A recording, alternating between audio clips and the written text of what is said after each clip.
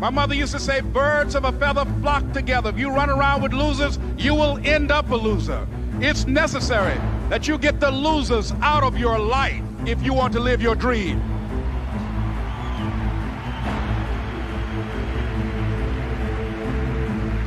It's necessary to know that everybody won't see it, that everybody won't join you, that everybody won't have the vision. It's necessary to know that a lot of people like to complain, but they don't want to do anything about their situation, that you are an uncommon breed. You know, you have to know within yourself that I can do this. Even if no one else sees it for me, I must see it for myself. That's necessary.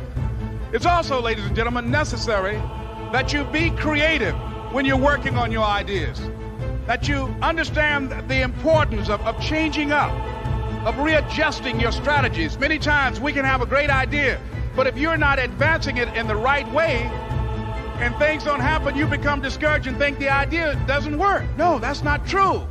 It's necessary that we become creative. I remember when I was in New York walking down the street, and a guy approached me and said, hey, mister, can I shine your shoes? And I said, no, I'm in a hurry. I don't have time.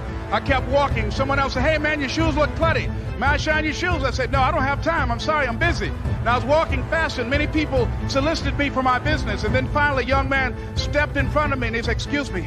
And he started counting, 97, 98, 99, 100. He said, sir? I said, yes. He said, come here, please. I said, what is it?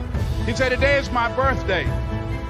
And every year, just to thank God for another year of life, the 100th person who passes my shoe shine stand, I offer them a free shoe shine. Would you give me the honors? I said, why, sure. I got up on the shoe shine stand, George, and I sat there and he shined my shoes diligently.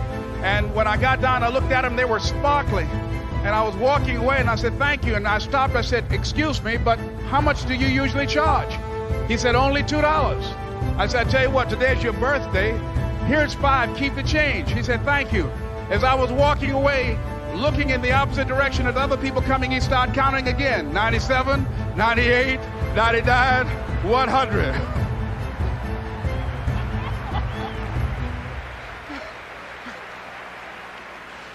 It's necessary that you be flexible, that you are always thinking of how can I improve this better.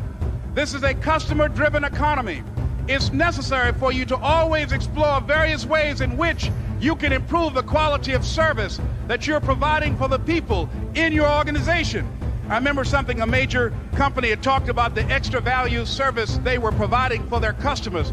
And the lady who had the news conference summarized it this way. She said, it's not our intention to satisfy our customers or to please our customers. Our intention is to amaze them.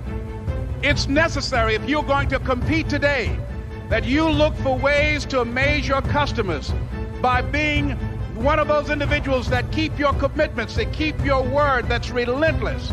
It's necessary as you work with the people that you bring into your organization, that they see that you are a good example of a person to work with because you model integrity and determination and ambition and truth and honesty and the way in which you conduct business. The next step is, that is you. That is you. That no one can do it for you but you. And even though you face disappointments, even though you will experience some setbacks, it goes with the territory. You must understand that. I remember I was playing a game with my 9-year-old son, John Leslie, and I beat him 10 straight games in a game called Connect 4.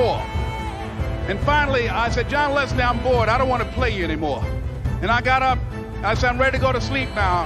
And repeat after me, please. Let's say this together. It's not over until I win. John Leslie said, no, you can't go now, Dad. I said, why? He said, it's not over until I win. That was his attitude. We sat down and we played several other games. And finally, after the 11th game, John Leslie won, and he got up and he yawned. And he said, I'm ready to go to sleep now.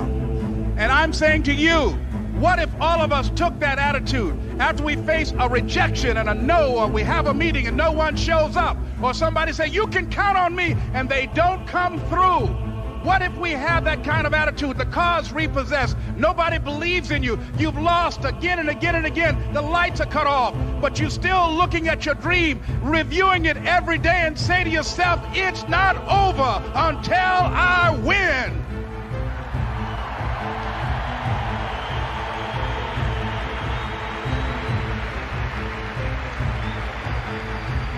Life will yield to you. Now here's the next step. Repeat after me, please. It's possible. I can live my dream. It's necessary. I work on myself. Surround myself with winners. Become creative. It's me. I've got to make it happen.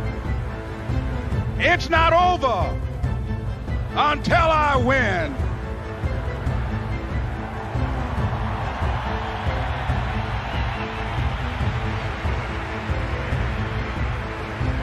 The next thing that's important to know, yes, it's possible that you can choose your future and direct the course of your life as you run toward your dream. It's necessary that you have goals, that you write those goals down, that you plan, that you think constantly of how you can begin to improve what it is that you're doing. If it's your presentations, if it's your recruiting skills, whatever that is, it's also necessary that you look for ways to always find a way to pull it out when everybody else thinks that you're defeated. That you've got to take personal responsibility to know that in order to become successful, you've got to make it your personal business to do it. But the next thing, ladies and gentlemen, I want to share with you that some of you already know that it's hard. It's not easy. It's hard changing your life. It was hard when just over 3 years ago, in the Penobscot building in Detroit, Michigan, where I was operating my business, and I fell on some hard times, and I was sleeping in my office. It was hard coming into the lobby, and the security said, "Excuse me, Mr. Brown, can we see you for a moment?" And I said, "Yes," and I walked up to the counter, and he gave me an envelope.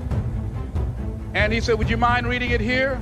And I opened the envelope, and the envelope was from management that said, "This is an office tower. It's not a hotel. Please do not sleep in your office." And I said, "Excuse me, sir." I said, "I just work long hours in creating my business. I'm an entrepreneur. And right now things are bad for me, but they're not going to be this way always. And I just asked for the opportunity to continue to operate like I'm doing. I'm not trying to make this my home." And it was hard coming through the lobby. And sometimes they would laugh. There's a guy talking about becoming successful. And look at it. He's bathing in the bathroom upstairs on the 21st floor. He sleeps on the floor. Him and 2 other dreamers up there. Look at him. It was hard, ladies and gentlemen, coming to speak to people. And I was facing financial difficulties in my own life. I was behind on my bills and my dreams, and I'm saying to them, you can live your dream. It was hard, ladies and gentlemen. It was very difficult to pick myself up each day believing that I could do it. There were times that I doubted myself. I said, "God, why is this happening to me? I'm just trying to take care of my children and my mother. I'm not trying to steal or rob from anybody. Why did this have to happen to me?" It was very hard. And here's what I want to say to you. For those of you that have experienced some hardships, don't give up on your dream. No one could have convinced me by holding on, by continuing to push forward, by continuing to run toward my dream, that one day I would have my own talk show. It's a long shot, ladies and gentlemen, from Liberty City, an abandoned building on a floor, never knowing my mother or father. It's a long shot. Being here with you today in this dome in Atlanta, it's a long shot. No college training, labeled educable, mentally retarded, but I kept running toward my dream.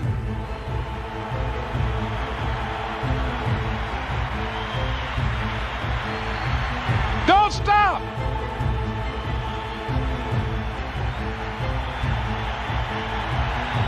Don't stop.